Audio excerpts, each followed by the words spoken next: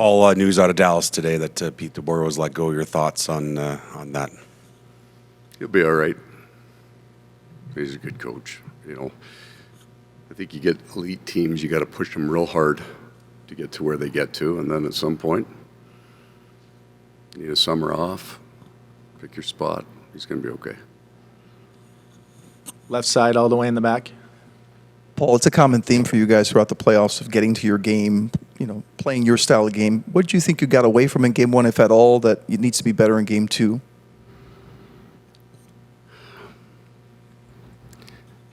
Yeah, and I understand the question.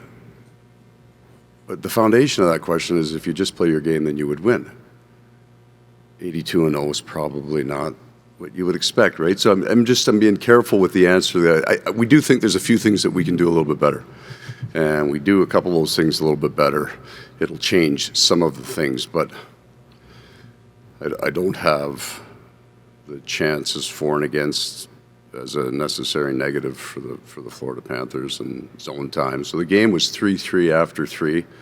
It's probably fair. I think that's probably a just score. The two best teams, we think we can get a little bit better. There's probably some things they're going to want to get a little better at, but I don't think there's going to be sustained domination in this series. Left side, fourth row. Jamison. Pass the mic. Coach Ferguson, any updates on AJ Greer? Yeah, he's on track, but he won't go tonight. But we think if he tracks out, he'll be available at Game 3. How different is that fourth line when you have Jesper there? Obviously, Jesper probably more speed, AJ maybe a little bit more grit. I don't know there's not more grit. He's just a bigger man, right? Like, Bo plays a hard game, but there's a difference sometimes when you're 6'4", whatever you are, 210, 220. So it's a different style of hockey, but no team runs. Your fourth line is almost never the same all year, right? Just because somebody gets pulled on injuries, that's just the way it goes. So the effectiveness of that line, we have as high an expectation with Jesper in as we do with AJ. Left side, third row. Paul, I know they scored the game winner in overtime on the power play, but how did you feel your PK did against their group in Game 1? I thought it was all right. I thought there were parts of it that were real good. But I think on that power play, you're taking all right. Right? You're not. We got a pretty good PK in this playoffs, and that's going to be probably the most dynamic power play that you'll face. So take all right sometimes. Right side, third row, David. Hey, Paul. It came down to one shot overtime. How different is your keynote messaging to your team coming off a loss as opposed to, let's say, you had won in overtime in Game 1? I think the video yesterday would have been identical.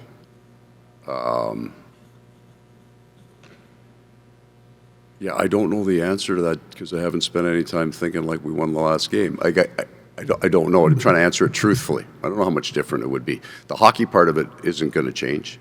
Like the places that we need to get better in our game, that the truth is in the video, so that this is the piece that we need to get better. That won't be.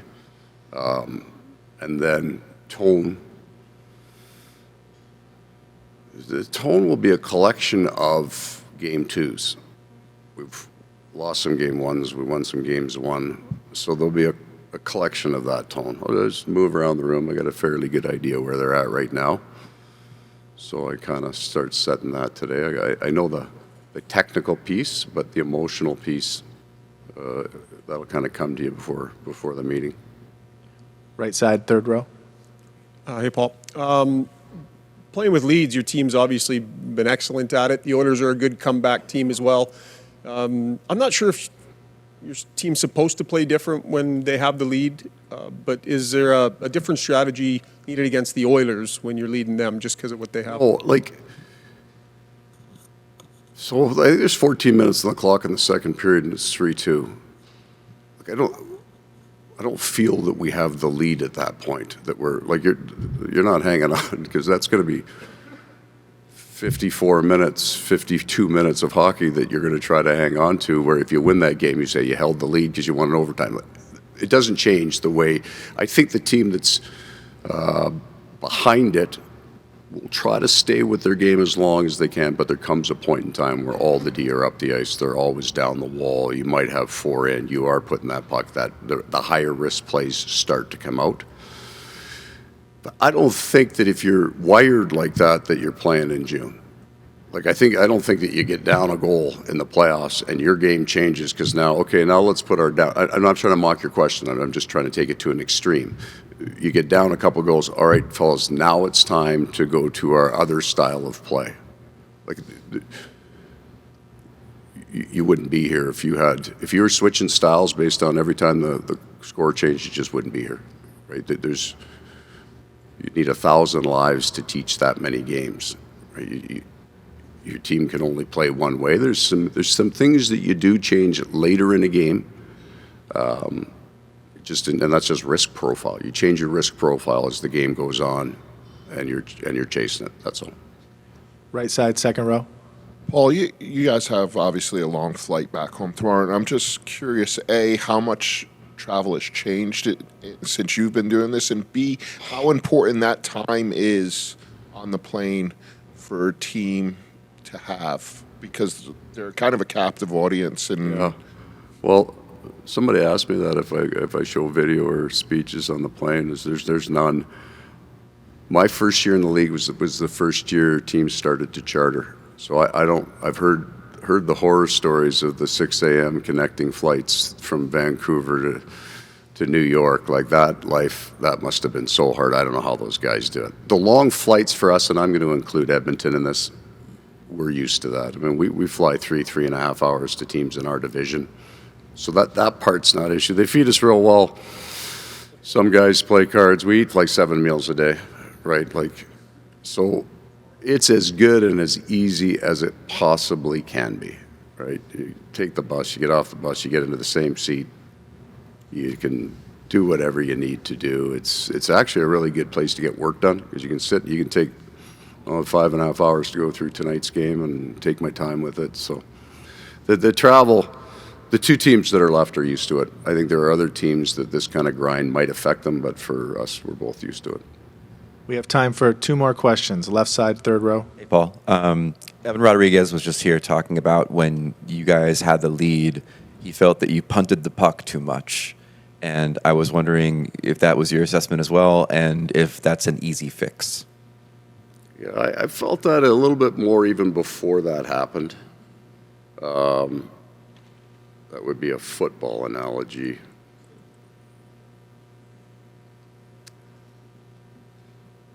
Yeah, I don't think that was the decision of the puck carrier.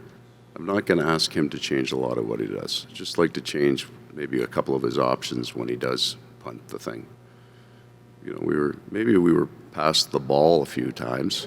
We were running back to our end when we should have been driving forward, but we got some bad hang time on a couple icings. I'll agree with that. That's it. That's how I feel about that. Last question, front right. You told us Greer is not an option. Are there any lineup changes? Oh, top secret. No, I'm not making any changes. So I'm just going to say game time, but I'm not changing anything.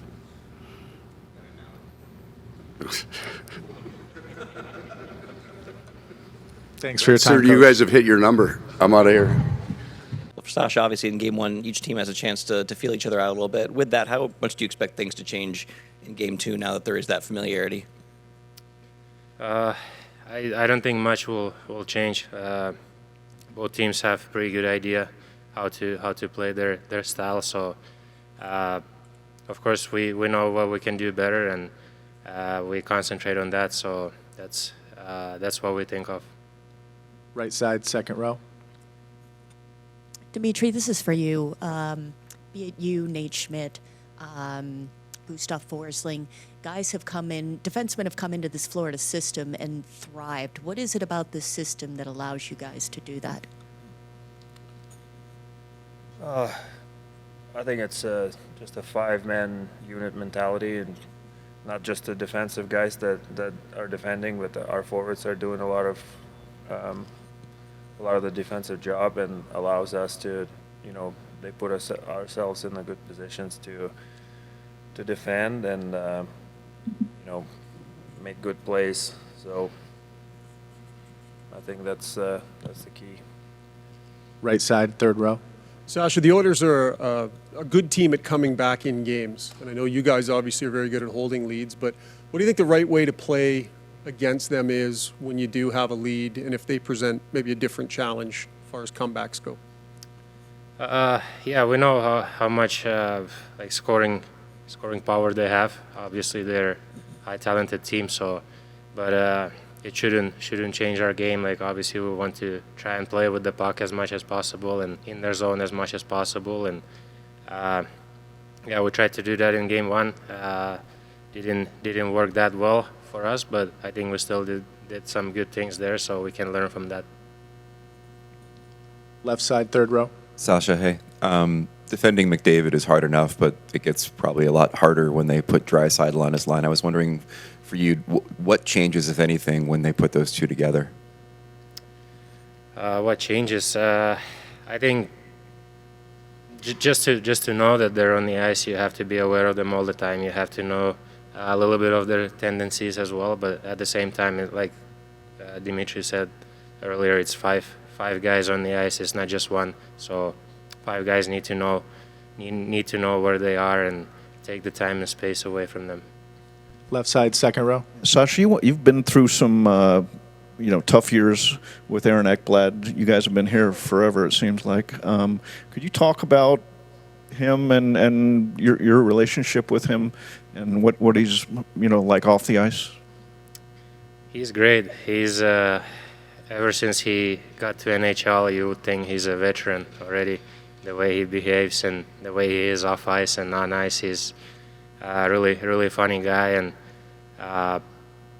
so yeah, it's been a lot of fun with him going through these ups and downs, and especially these last few years with the long runs in the playoffs too. Like it's been a lot of fun to be able to do with the guy who you played with for a long time together.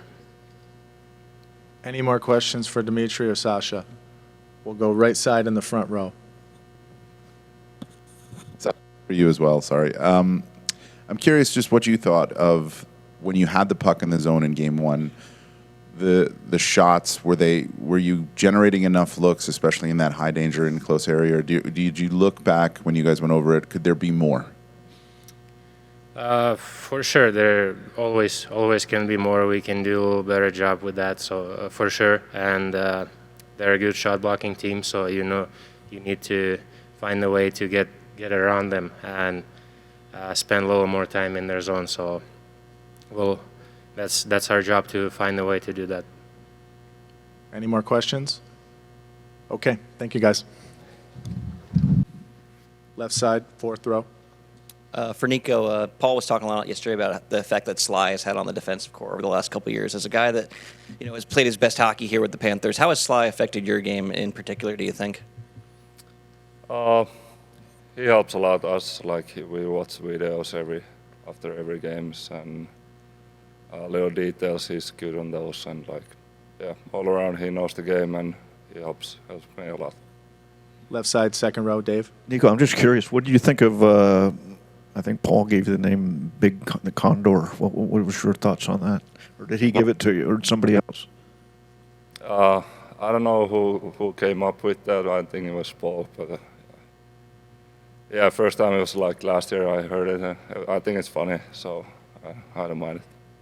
Left side, second row. Evan Matkachuk yesterday talked about sort of the us against everybody mentality you guys have. What's made you guys so good on the road this playoffs and just sort of being able to handle these situations? I think just sticking to our game plan. We don't deviate. We don't try to, push or get out of, what we usually do. We just, believe that if we stick to our game and do it for 60 minutes, we'll have success. Left side, all the way in the back. Evan, to that point, when you look back at game one, what do you think was the deviation from game plan, or did you do a lot that you liked that just obviously the result wasn't what you wanted? A little bit of confidence, I think. I think we, kind of punted the puck away a little bit too much and didn't stay confident in our game, and and they just kind of turned it on against us. Right side, front row, Dan. Evan, when we know that Evan Bouchard has a huge shot, right? So as a forward, if you're coming out and you see, you have to get in shot lanes, all that stuff. when you see it's him, is there a if there's thinking going on, or are you just like in the shot line waiting for a big shot, or is it like when it's somebody with a big shot as opposed to one you know is going to float at the net instead? Maybe in the regular season you might flinch a little bit. You might think about it, but I mean it's the Stanley Cup Finals, right? You're getting in front of it. It might hurt a little bit more, but you're doing what you can to get in front of it. Right side, back row. Nico, just want to ask you about facing Connor McDavid when you're on the ice with him and when you kind of try and defend him. What do you find is the best way to try and contain him? Well, it's not easy. Like, he's fast. He can make a place. Like, you just try to stay close to him, stay on his face, have a good gap on him. But in the end, it takes all 5 guys to defend him, and our system is gonna be good on that, I think. Right side, fourth row. Hey, Evan, I think if memory serves, you were smiling during intros when they were all the fans were booing you. Can you describe what it's like having 20,000 people booing you like that, and how do you maybe harness that energy on the road? No, I think I did the same thing at home last year. It's just you got to enjoy the moment. You got to enjoy where you are. You got to can't be nervous of the moment. So for me, whether it's a boo or a cheer, just trying to stay in the moment and just enjoy every second of it. Any more questions in English? We'll do one and finish. Evan, you can be excused if you'd like. We'll do one and finish for Nico. Niko, yksi suomeksi. Florida saa joskus kritiikkiä siitä, että pelaa aika harmaalla alueella ja välillä läikkyy ylikin.